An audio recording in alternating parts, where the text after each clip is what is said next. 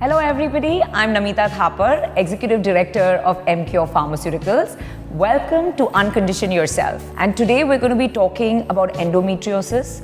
This is a condition in which the tissue grows outside the uterus, and it is one of the most painful and debilitating conditions, one of the most traumatic experiences in a woman's life. 1 out of every 10 women in the US has endometriosis. We don't have statistics for India. That's the level of lack of awareness and undiagnosed conditions in our country. To help us understand this better, we have 3 lovely ladies with me. We have Dr. Sunita, we have Gayatri Rupra, and Pallavi Paul.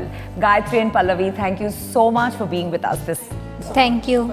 We will ask Sunita the very basic question on what is endometriosis and what are the typical symptoms when women come to you.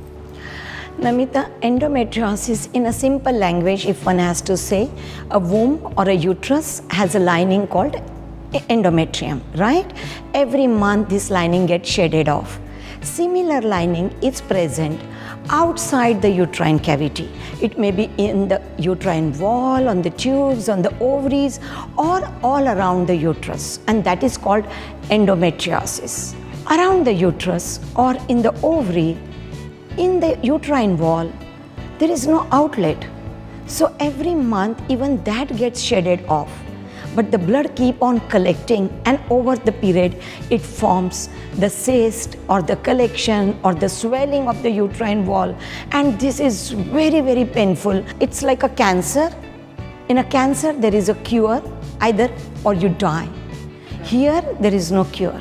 Very traumatic. But do you think that, women in India tend to not prioritize themselves or ignore these pains as just a normal menstrual thing they have to deal with? So do you think the fact that it's not diagnosed, is it lack of awareness? Is it lack of women prioritizing themselves? Is it them just ignoring it and not coming? It's thinking it needs to be treated? It's all. Awareness is not there.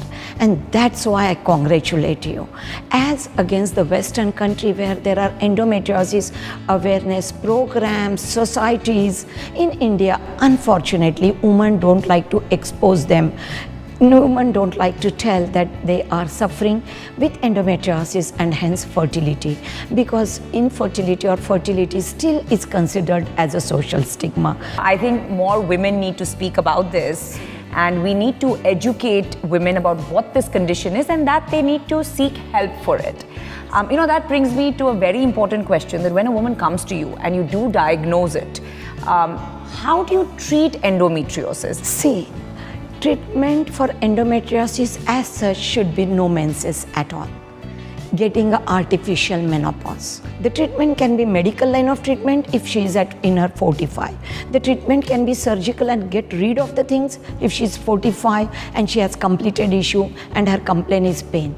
More challenging is when she has a pain and a fertility issues, because you need to do fertility preserving surgeries. As I was researching on endometriosis, I would like to read out a quote that really hit hard and talks about how traumatic this can be. There's a woman who said, "I hate endometriosis. 1 minute you feel like you can probably get some things done.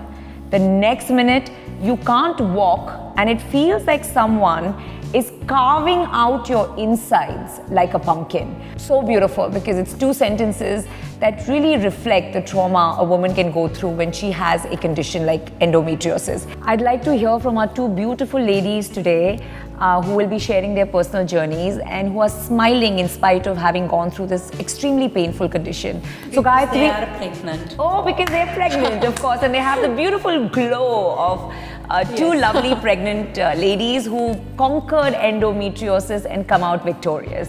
So congratulations for that. Thank you so much. And we'd like to begin with Gayatri. Why don't you tell us a little bit more about your personal journey and how this impacted both your personal and professional life? Namita, I've always been a cabin crew with different airlines, national and international, and I was in Abu Dhabi. I used to live there. I was so career focused at that time that I never had the time to have a proper check on my health, to diet properly, No, nothing. Even exercise, I had left yoga completely after I started flying, because you become so busy with your profession. And I loved my job always. I love flying.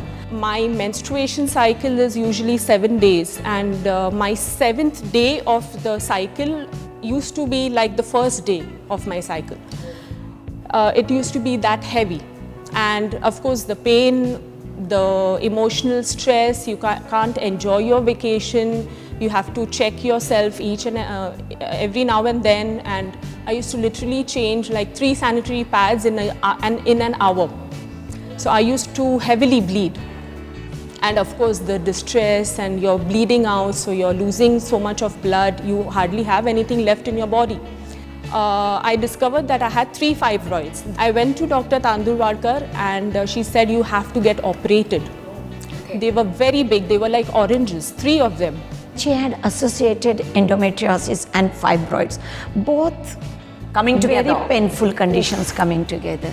Thankfully, she said, we are not going to cut open your uterus, so we'll just have you operated, and it's just a laparoscopic surgery. So I went ahead, I took my leave, I planned my leaves that way. I did all this without taking any single sick leave during How my... are you continuing to fly and standing all those hours, bending, serving all the travel? Yes. How did you manage that with that level of excruciating pain? I think because I'm strong. My work schedule was hectic because I used to fly like for 17 hours straight with that pain, with visiting the washroom every time to check myself, and I cannot even show it on my face that I'm bleeding. Absolutely. And with that pain. Yeah, that's how my journey with Dr. Tandurwadkar started. And then after your surgery is when you decided to get pregnant and successfully got pregnant. It is my extensive counseling to them. Namita, you are getting into it, that counseling of the patient, you might have done the surgery for a pain. Right. But sit and counsel them and explain them that if you don't, maybe 1-2 years you got rid of pain, the disease is going to continue. Correct. These women need tender love care.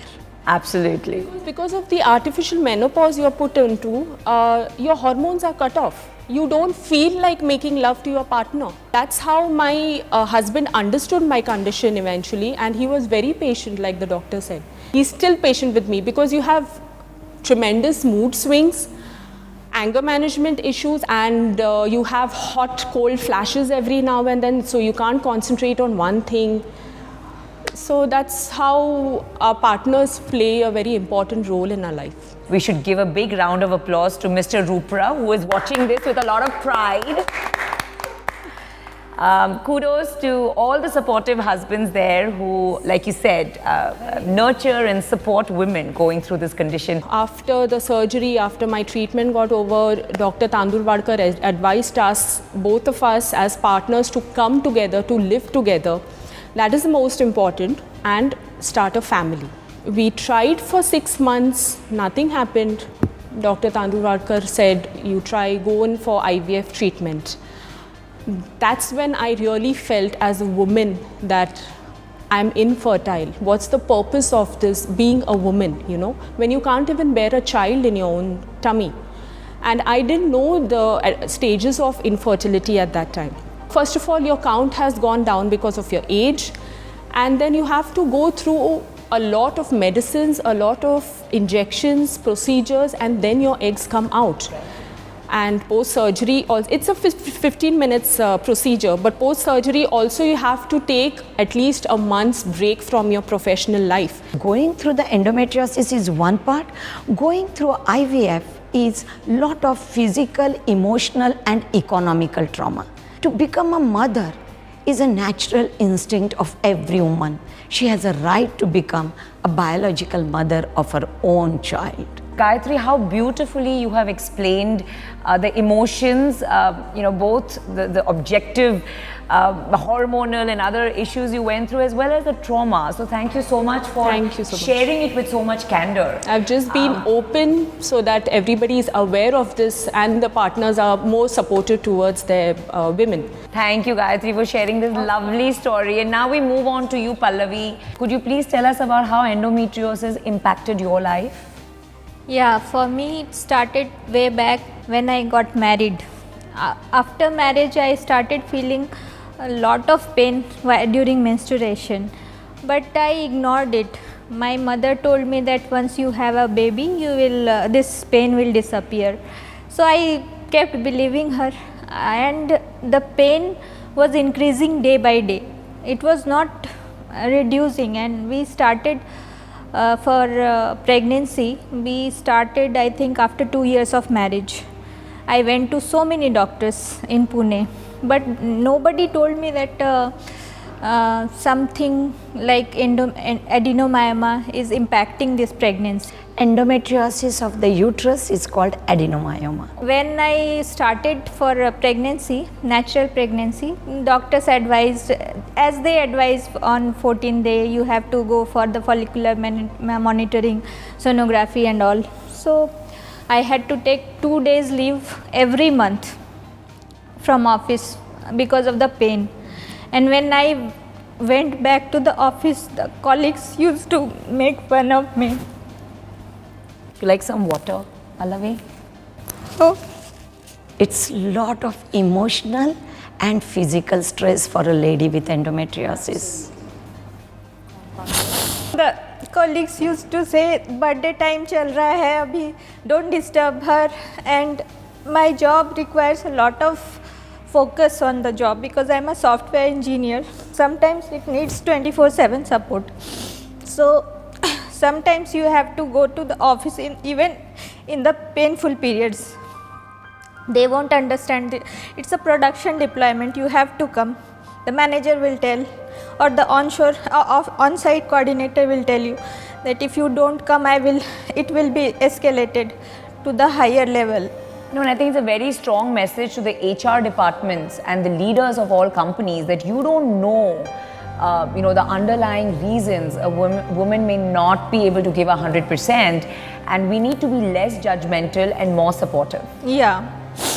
One doctor kept doing IUI for so many times, 4 or 5 times, but I didn't conceive. I lost all my hope. Even my mother was telling that you should adopt a child. I was not knowing that this is an infertility issue at that time. I am not getting pregnant, maybe some other issue. I have one more follow-up question for you. So we talked a lot about endometriosis, infertility and pregnancy. I'm sure this starts all the way from the time you start getting your periods, so adolescent girls, 14 up to 55, 60.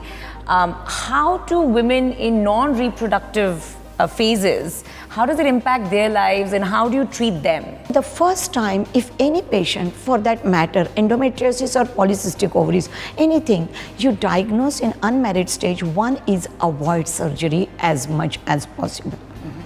Because there is always a recurrence. How many times that poor girl will undergo surgery? For my patient who are now in IT, not married, not planning, I tell them freeze their eggs also. Right? Is there a database that's available or a website with information on endometriosis? For the doctor's education, there is a lot.